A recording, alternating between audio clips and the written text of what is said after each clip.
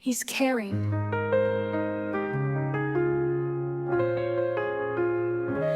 Please call me Celeste. They call me Celeste. Di mo aakalain na sa waiting pala magsisimula ang kwento ng puso kong biglang tumibok sa isang boses mula sa kabilang dulo ng mundo.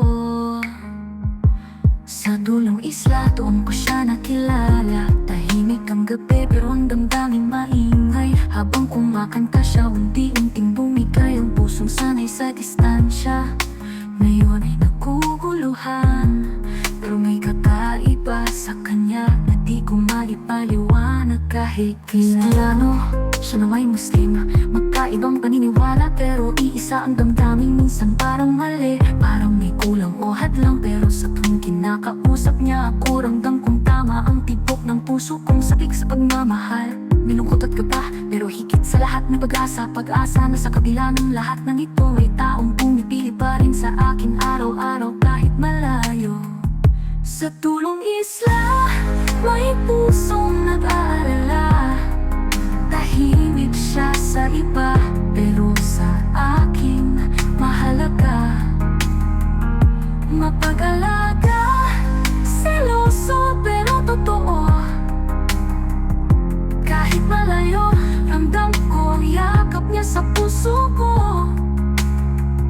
Sa bawat mensahe, sa bawat paalala, sa bawat tanong niyang kumain ka na ba, naroon ang paglalambing na di ko inaasahan sa isang taong akala ng iba'y walang pakialam. Sabi nila nonchalant siya, tahimik, seryoso at minsan parang malamig, pero sa akin siyang pinakamalambing. May paraan siyang iparamdam na kahit di kami magkasama, ako pa rin ang iniintindi niya. Kahit abala siya, may oras pa rin para sa akin. Kahit nasa ibang mundo siya, ako pa rin ang inuuna niyang damhin.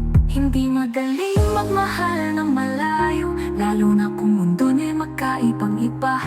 Pero araw-araw akong pinapaalalahanan na mahal ako ng isang paulo. Isang taong di man pisikal na yakap ang maibigay, ay pinabalot naman ako ng pag-aalala ng tanong ng malasakit.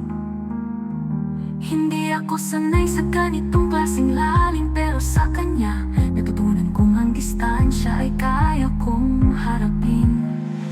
Sa dulong isla, may pusong tapat. Pinipili akong mahalin araw-araw kahit walang yakap. Wasin lang noon, pero puso niya ang naging tono ng kantang ito. Kwentong kami lang ang may alam, kwentong puno ng dasal, tiwala at paghihintay. Kwentong sinimula ng kanta, pero ngayon sinasabay na ng puso naming dalawa. They call me Celeste, at ako, kahit malayo siya, ako'y kanya.